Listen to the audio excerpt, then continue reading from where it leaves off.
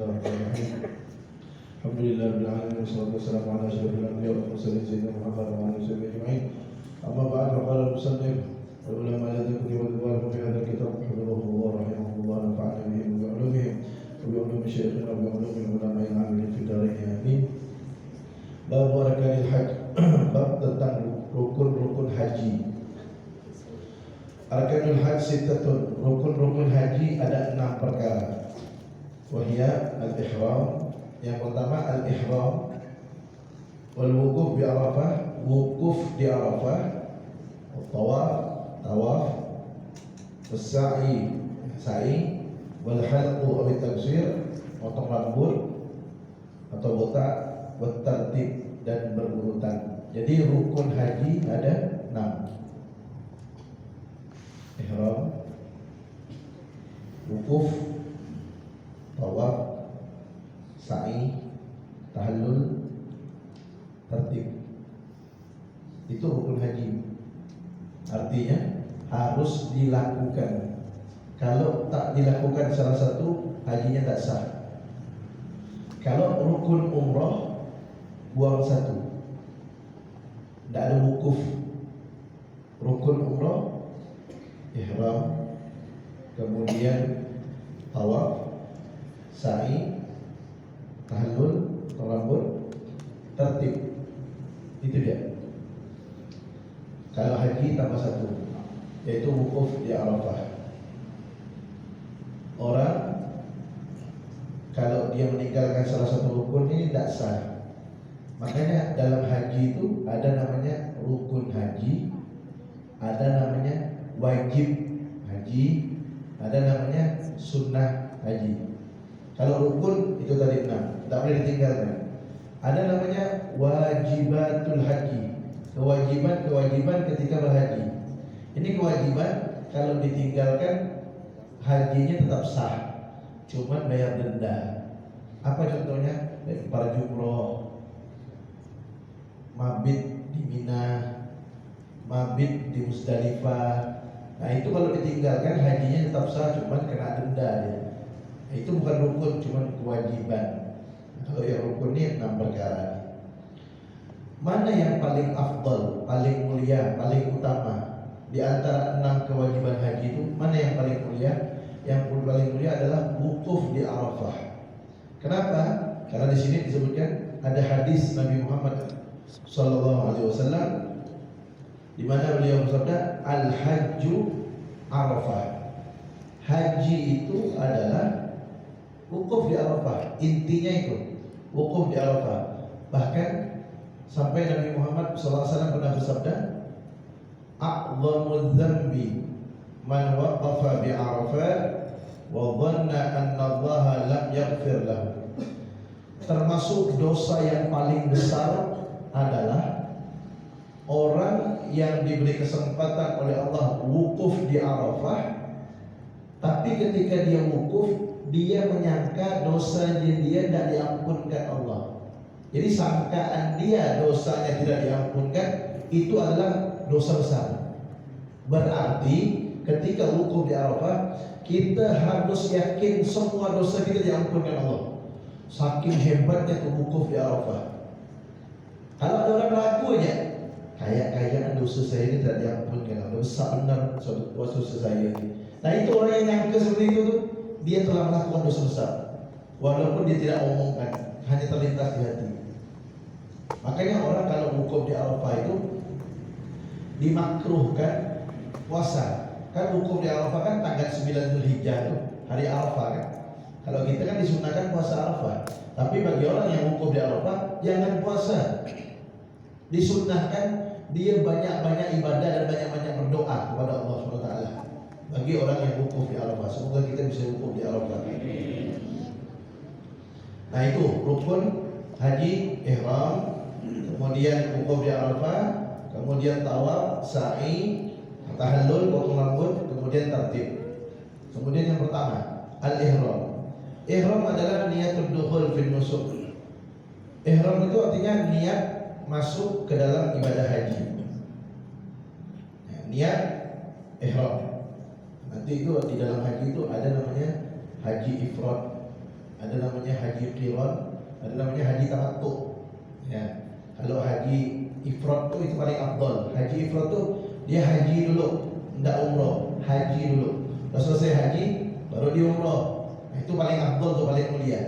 Ada lagi yang kedua namanya haji tamattu. Haji tamattu tuh dia umroh dulu baru haji. Boleh, tapi kena denda nanti. Ada yang ketiga namanya haji qiran. Haji qiran tuh langsung berbarengan dia. Haji sama umroh sekalian. Boleh juga, cuma kena denda. Ada dendanya dalam Islam. Yang tidak denda dan yang paling afdal tuh dia jangan campur umroh. Haji aja niatkan. Bagaimana niatnya? Nah, ketika ihram itu nanti ada sunnah-sunnahnya ihram. Jadi habis pakaian ihram itu niatnya nawaitul hajja wa ahramtu bihi lillahi ta'ala labbaik Allahumma bihajjin. Baru baca labbaik Allahumma labbaik, itu niat itu. Nawaitul ihram wa nawaitul ihram lil haji wa ahramtu bihi lillahi ta'ala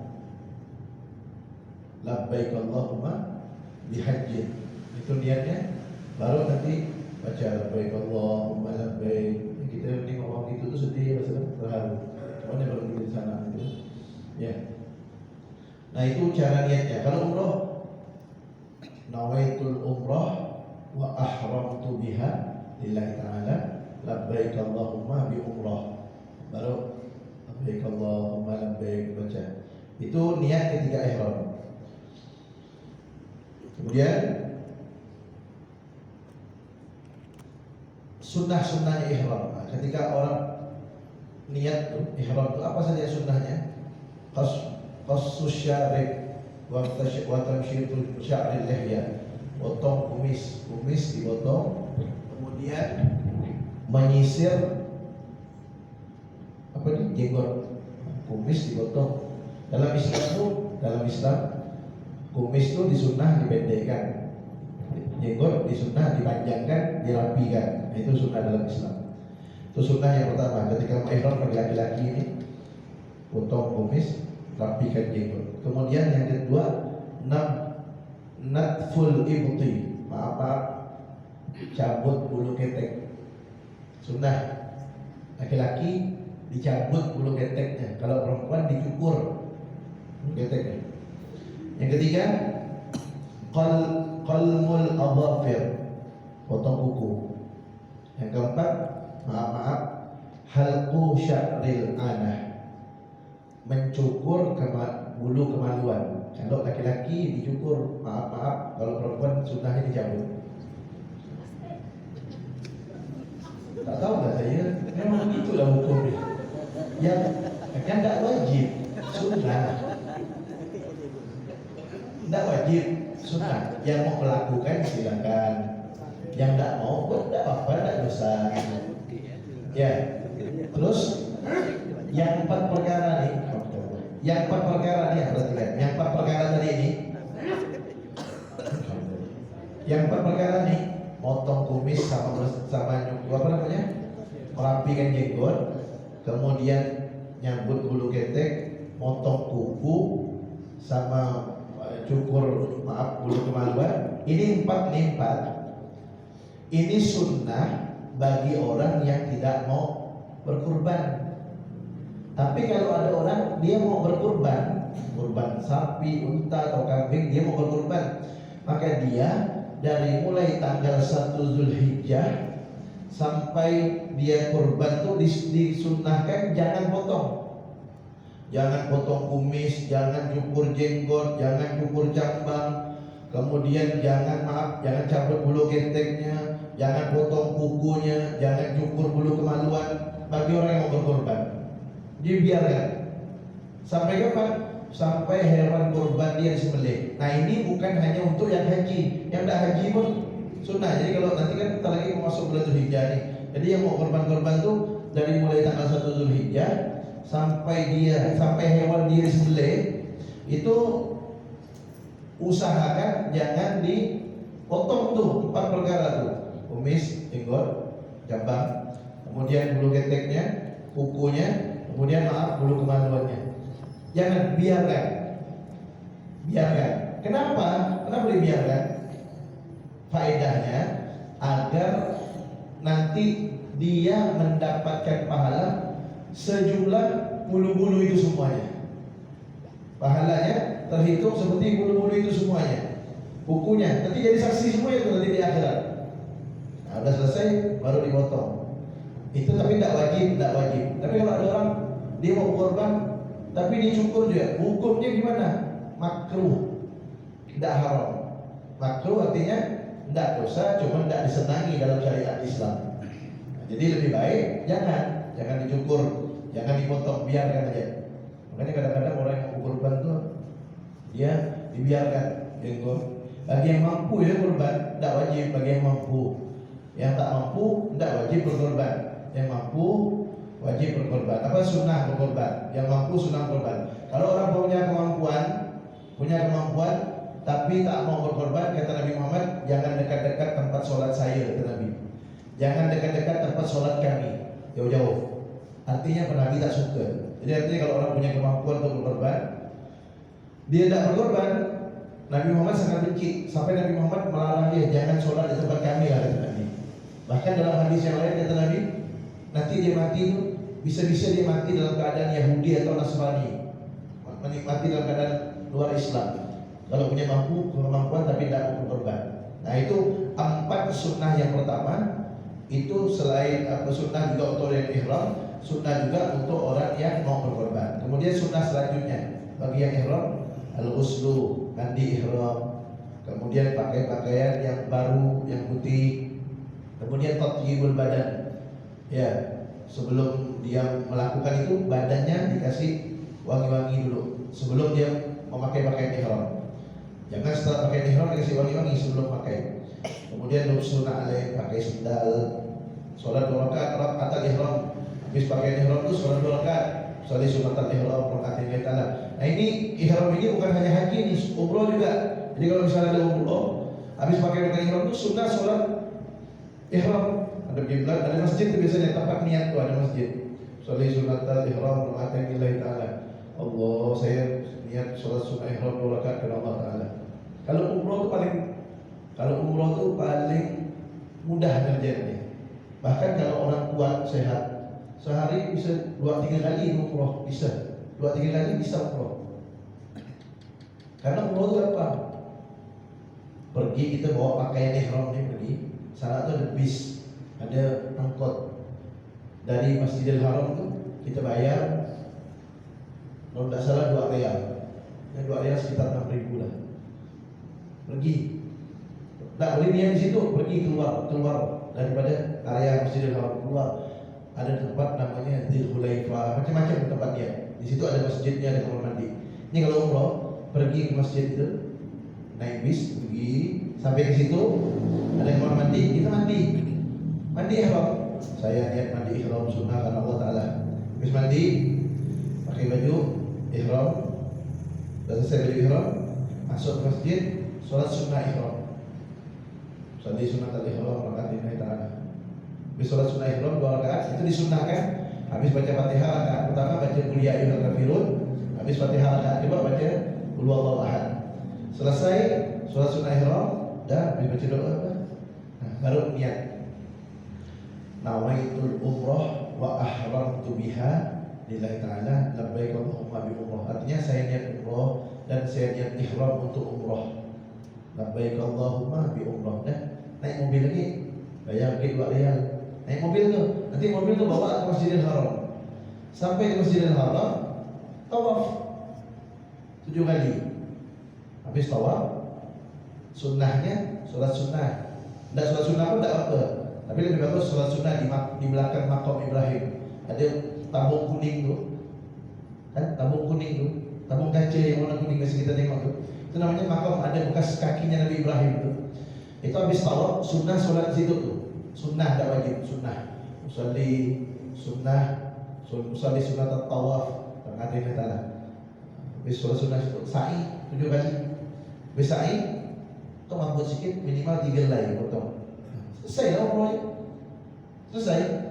Pagi misalnya, siang kalau sehat pergi lagi, ambil lagi pakaian, naik ke mobil, pergi lagi ke tempat tadi itu, mandi, sholat ihram segala macam, pergi tawaf, sa'i, potong, 2 kali dah.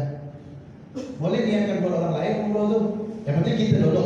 Kalau kita udah dulu sekali, habis itu kita umroh yang kedua, misalnya nawaitul umroh li abi, itu ayahku. Kalau ke sini saya niat umroh untuk bapak saya karena Allah Ta'ala, dan saya ihram untuk umroh untuk bapak saya. Labbaik Allahumma bi umroh. Dan buat bapak kita umroh. Dah selesai, umroh kedua buat mak kita, umroh buat kakek, buat nenek boleh. Makanya kalau pergi umroh tu jangan banyak jalannya, banyak umrohnya. Jalannya lah. Tapi kan kita kan mau pergi mau ibadah, mau umroh. Nah, umroh kalau bisa sekali pergi itu bisa dapat 3-4 kali umroh. Saya kalau cuma sedikit umrohnya. Kan tidak lama tu. Waktunya itu tidak lama umroh tu, gampang sebentar. Nah, kemudian disunahkan juga di dalam ihram, habis pakai ihram itu ketika kita mau niat, mau haji ke mau umroh kan. Jadi niat itu habis sholat ihram disunahkan niat itu sambil berjalan ngadap kiblat. Misalnya sana kiblat nih. Jadi kita sambil berjalan ngadap kiblat, nah itu niat tuh. Nawaitul umrah wa ahramtu biha lillahi ta'ala labbaik Allahumma bi umrah. Sunnah itu sambil jalan ngadap kiblat. Kalau pintu belakang jalan enggak kita ngadap kiblat. Dah selesai niat, mutar balik lagi keluar dari pintunya. Ingin dapatkan sunnahnya seperti itu. Kemudian yang kedua, rukun haji yang kedua al-wukuf di Arafah. Wukuf di Arafah. Sebagaimana tadi yang sudah kita baca, intinya haji itu wukuf di Arafah. Orang yang ragu dosanya tidak diampunkan, dia telah melakukan dosa besar. Nah, berapa lama sih wukuf di Arafah itu? Wukuf di Arafah itu waktunya mulai zuhur 9 Zulhijjah, hari Arafah itu, dari mulai zuhur sampai masuknya waktu subuh hari Lebaran Idul Adha. Jadi waktunya dari mulai zuhur sampai subuh 10 Zulhijjah. Jadi 9 Zulhijjah zuhur sampai subuh 10 Zulhijjah. Berapa lama minimal wajibnya wukuf? Berapa lama? Di sini disebutkan jangankan dia diam, dia lewat dia cukup. Misalnya dia pergi Arafah nih, dia tidak duduk situ, dia cuma lewat ya. Habis itu jalan lagi, itu udah cukup dah wukuf. Nah, tapi sayang lah, kalau cuma untuk kewajiban sih lewat aja cukup. Yang penting dia masuk ke Arafah tuh, lewat aja. Dari mulai zuhur sampai subuh dia sebentar dia lewat udah cukup. Tapi sayang di situ tempat kabul doa. Orang kalau di situ tuh nangis-nangis orang doa tuh, nangis-nangis, merintih minta-minta kepada Allah tuh di Arafah. Nah, itu harus, makanya kalau orang haji itu biar orang yang lagi di rumah sakit, kalau udah hari Arafah lagi sakit itu harus dibawa ke situ, harus dibawa. Karena kalau tidak dibawa, dasar hajinya. Selama dia masih sadar ya. Tapi kalau orang wukuf di Arafah, dia pingsan atau gila atau mabuk, tidak sah wukufnya. Tapi kalau dia ketiduran, dia dalam bis ketiduran, masuk di Arafah tak dibangunkan, sampai keluar tak dibangunkan. Dia dalam bis tapi dalam Arafah tidur, gimana? Sah hukumnya. Yang tidak sah itu 3, gila, pingsan, mabuk. Jadi kalau ada orang sampai di sana dia koma, sakit, koma di rumah sakit, tidak sadar. Ketika waktu wukuf dibawa dia untuk wukuf, tidak sah wukufnya. Kenapa? Tidak sadar dia. Jadi syaratnya harus sadar. Kalau tidur mesti boleh. Itu wukuf di Arafah. Walaupun sebentar harus wukuf di Arafah. Tak boleh tak wukuf. Nah, sunnahnya wukuf mandi, al-ghuslu lil wukuf mandi. Kemudian sunnah juga menjamak sholat zuhur sama asar, jamak takdim. Disunahkan banyak-banyak berzikir, al-iktsar minal azkar, banyak-banyak berzikir, tasbih wa tahlil wa tilawatin wa sholati ala nabi sallallahu alaihi wasallam, wa doa ma'al buka itu. Wa doa ma'al buka. Itu artinya doa sambil nangis-nangis itu disunahkan. Jangan cerita dunia di Arafah. Jangan ada itu tuh bisnis itu, jangan. Disunahkan tahlil, zikir, sholawat, doa, nangis-nangis. Nah, udah selesai, udah keluar, nah barulah cerita yang lain. Kalau di Arafah jangan cerita yang lain. Itu sunnahnya begitu. Tidak harus ya, tidak harus. Kalau ada orang wukuf di Arafah, tidak zikir apa-apa, tidak zikir, masuk keluar lagi, sah tidak tuh sah. Nah, cuma disunnahkan untuk baca zikir, doa sampai menangis. Disunnahkan juga istiqbalul qiblah, disunnahkan menghadap qiblah, maaf taharah sambil bersuci. Berarti kalau tidak bersuci sah tetap wukufnya, cuma disunnahkan suci. Kemudian juga sunnah di Arafah itu, kalau bisa nih, al-jam'u bainal laili wan nahar. Kalau bisa dia di Arafah tuh dapat siang dapat malam. Berarti kalau dia mau pergi Arafah tuh lebih baik. Waktu yang baik itu dia pergi sebelum maghrib. Sore-sore itu sebelum maghrib dia pergi. Jadi dia dapat waktu siangnya sore itu. Kemudian habis itu maghrib dia dapat dua-duanya. Itu paling afdol. Tapi kalau ikut rombongan, kita ikut rombongan ya, ikut rombongan. Jangan sampai kita ingin dapatkan sunnah yang afdol dari sore sampai malam, nah tinggalkan rombongan, repot juga kita nanti. Kan pernah tuh haji kejadian tahun berapa tuh saya lupa, yang viral tuh. Jadi dia pengen cari afdol lempar jumroh. Dia ikut waktu yang afdol, ternyata di waktu itu orang padat, banyak meninggal tuh orang Indonesia, kan? Banyak meninggal tuh. Waktu yang lewat di mana kalau tidak salah saya lupa. Banyak yang meninggal tuh, berapa 2 tahun yang waktu ada Ustaz Alfian pergi. Ustaz Alfian cerita di TV juga ada. Banyak yang meninggal. Kenapa? Karena dia ingin cari waktu yang afdol. Waktu itu orang padat. Jangan. Kalau di waktu yang afdol orang padat bisa membahayakan kita. Jangan cari waktu walaupun tidak afdol, yang penting saya. Yang penting jangan sampai membuat kita celaka gitu. Nah begitu cara haji yang benar. Jangan sampai cari waktu afdol. Oh ini berarti ini sore sampai malam. Berarti saya dari sebelum maghrib sampai habis maghrib.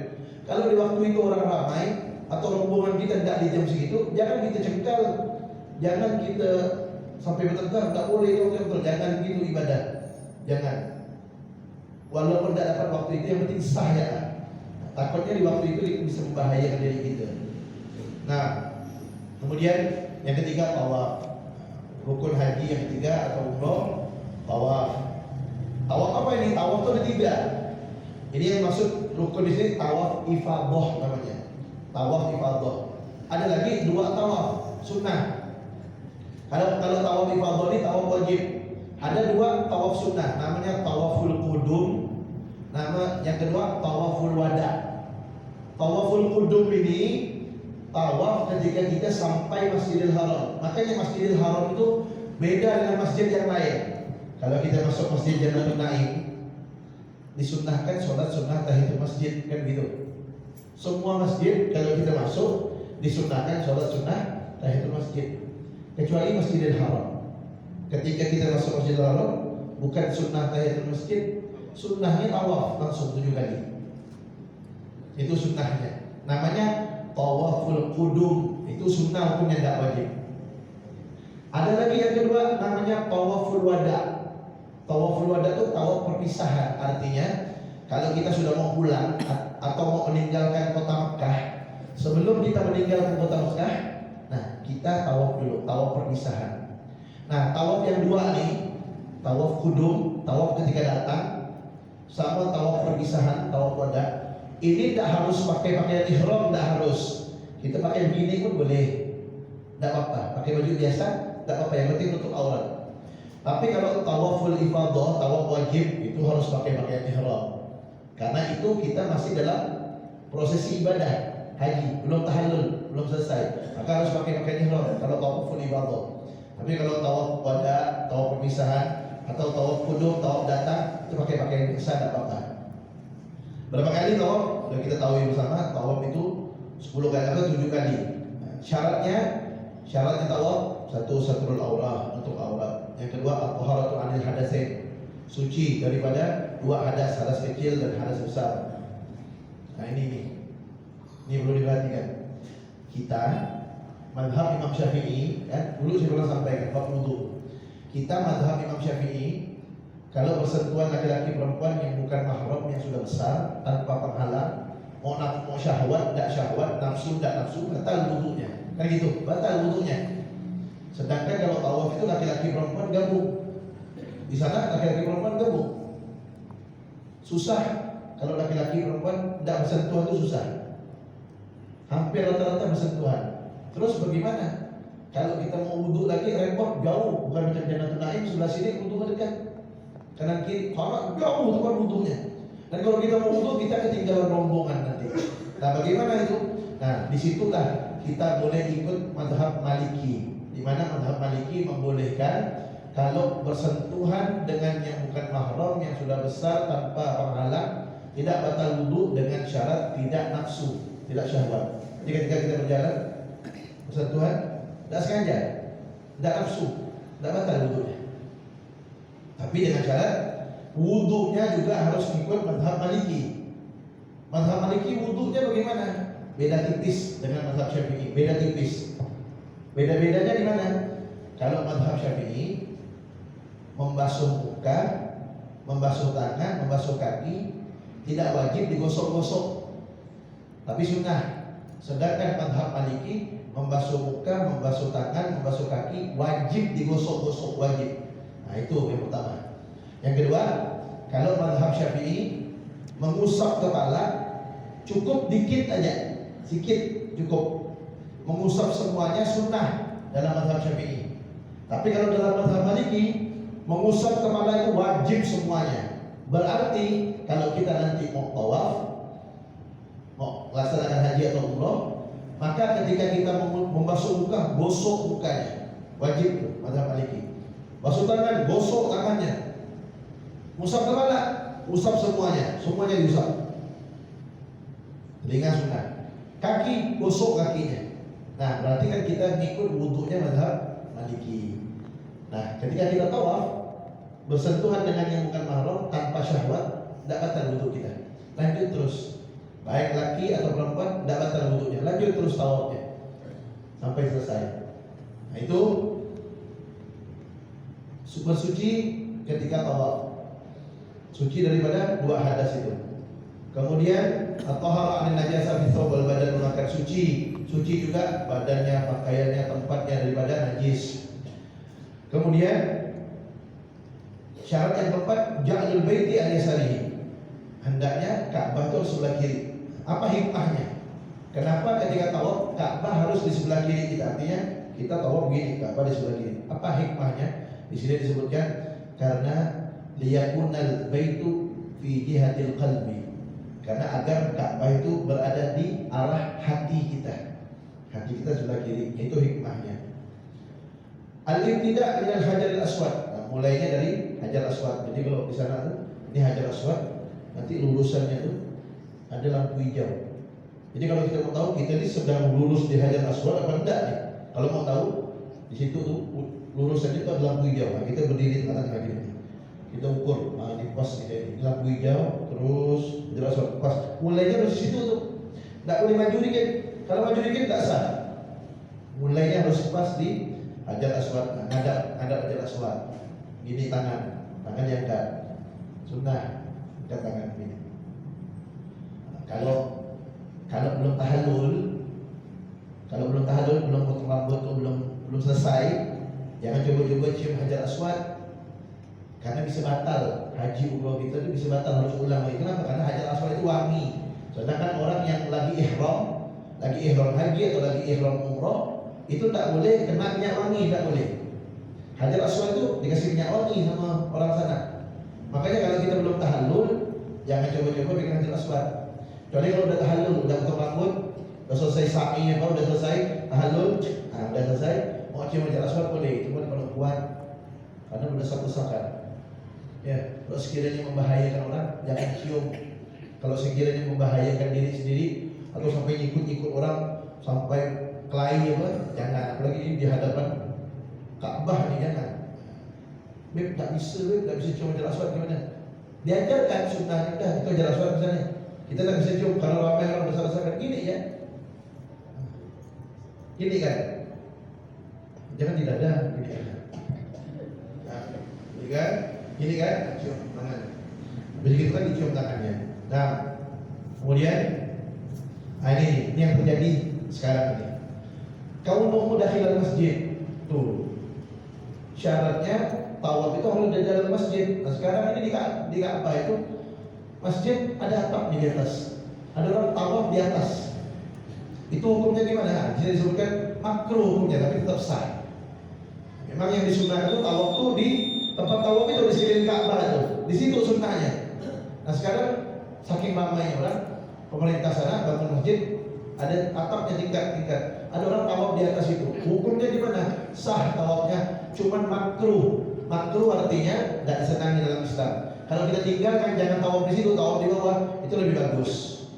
Kalau ada orang tawaf di atas, tetap sah, cuman makruh hukumnya, tidak disenangi dalam Islam. Kemudian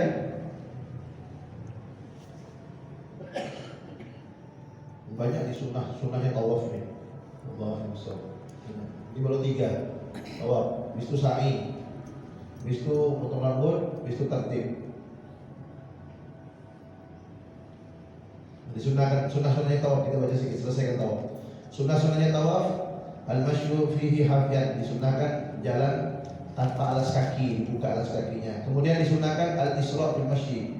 Nah, ketika jalan itu agak cepat, bukan mengejar, jalannya agak cepat tawaf. Nah, kalau sa'i itu ada waktunya jalan, nanti ada waktunya lari-lari, nanti ada lampu, ada lampu hijau, sana lampu hijau.